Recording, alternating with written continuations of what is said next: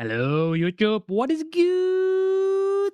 In this week's video, I'm gonna show you masking and a quick tip about how you can actually see and utilize masks when putting, for instance, a vignette around a model or an image.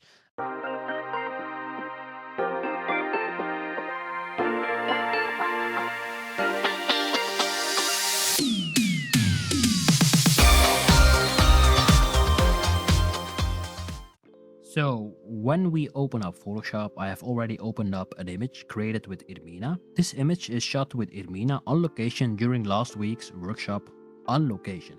It is shot with Irmina and the light we've used for this image is the Xeon G200 in combination with the Elinchrom Portalux 60 centimeters with a grid attached in it. We've put the white balance of that continuous light pretty warm to mimic complementary colors, meaning we have the blue in the background and the orange on her to create nice contrast in the image. Now, the goal is to create a vignette. And how do I manually create a vignette? I just take an adjustment layer, use the curves, and in the curves, I just drag this point up till a point that I go like, okay, this will be my brightest point I want to have on Irmina. So we are creating an attention to the model, like a focus beam on the model with light instead of it going to the left or the right. Because as we all know, the brightest part in the image will draw our attention. And as you can see left, we have this part, right, we have this part. Those parts we want to make darker. We did an adjustment curves. We drag this point up and then we have a white layer. As we know, white reveals the effect of the adjustment we have just made. So white reveals, black conceals.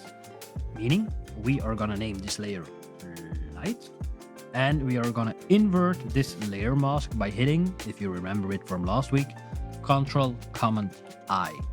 And now we take a normal brush, like shortcut letter is B, opacity 100%, flow 100%, and if you right click, make sure that the hardness is set to 0%. And then it's totally up to us and we can like paint where we want the light to hit the model.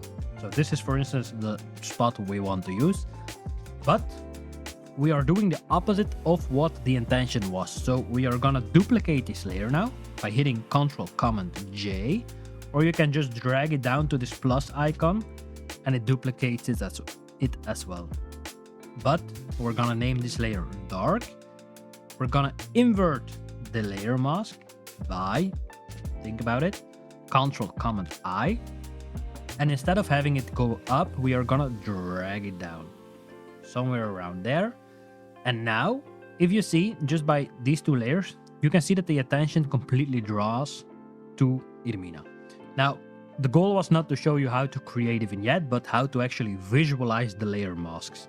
First things first, we're gonna put these two layers in a group. So you click on the dark layer, you hold down the shift key, you click on the light layer, and then you can drag them both to this folder icon, or you can just hit the shortcut key Control Command G. We're gonna name this one a vignette by just double clicking on the folder name. There we go. And if an effect is too much, we can play around with opacity, go over the word, drag it down up till the point that you're happy. But now we have no idea where the mask is specifically hitting Irmina. Normally we have a few ways to visualize a layer mask. We can hold down the Control or Command key and then it shows us like in marching ants, Control D to deselect. We can hold down the Alt or Option key to show us the mask like this. But video is about how to use the mask in a smart way. So if you hold down the Alt Shift key and you click on the mask, you can see that you now can visualize where the mask is applied on your image, and you can actually manipulate this mask by using the Move tool. So if we take the Move tool, it's like this plus sign with arrows, and we just can move it around. Like we can say we want a spotlight there, a spotlight there, a spotlight there. In this case, we just want it on our model. But the good thing about this, it allows us to change the form of our mask. So we can do like hit Control Command T, then we get the free transform tools, or you can go to Edit, retransform, and it does the same thing.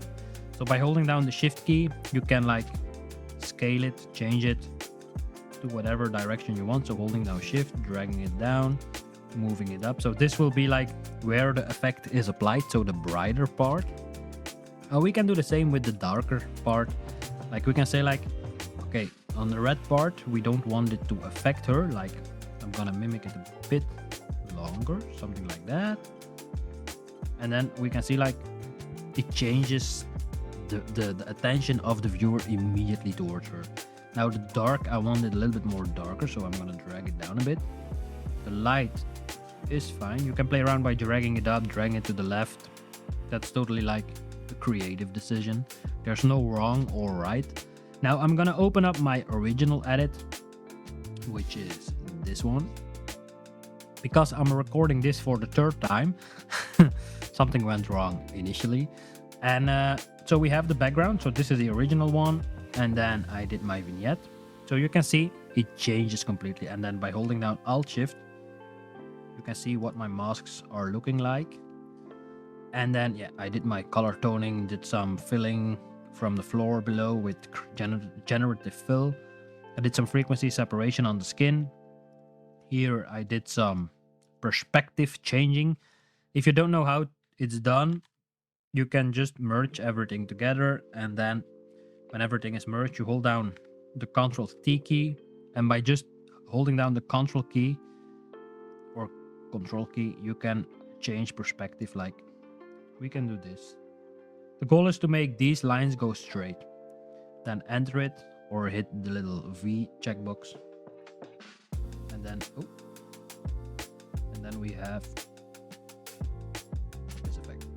Now it's a little bit more complicated than just dragging because it has to still look real, but that's something to keep in mind. And then I did some sharpening.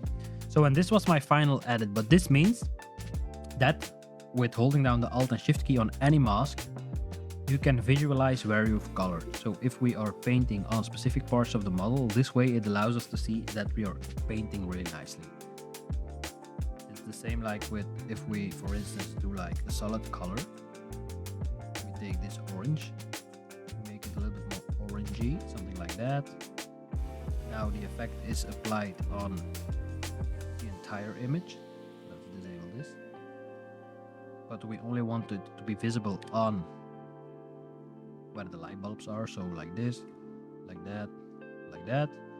We change the blend mode to soft light. And you can see you've created an easy way to create some glow in the lights. But by holding down Alt Shift, you can see like, oh, I painted a little bit wrong. Like on this one, this one, this one, this one. And then you can say like, oh no, I want it bigger. You see the difference? It gives you a lot of control when retouching these images. Like it's like we just switched on a light bulb. Now we've put like, hey, switch it on, and just using the blend mode soft light.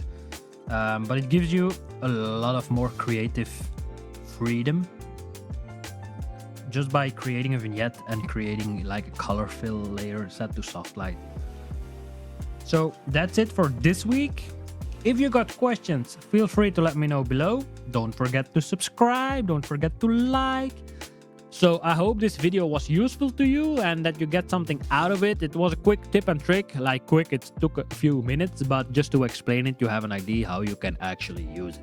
So keep that in mind next time you're using layer masks, how you can adjust them by just using Alt Shift to visualize your layers.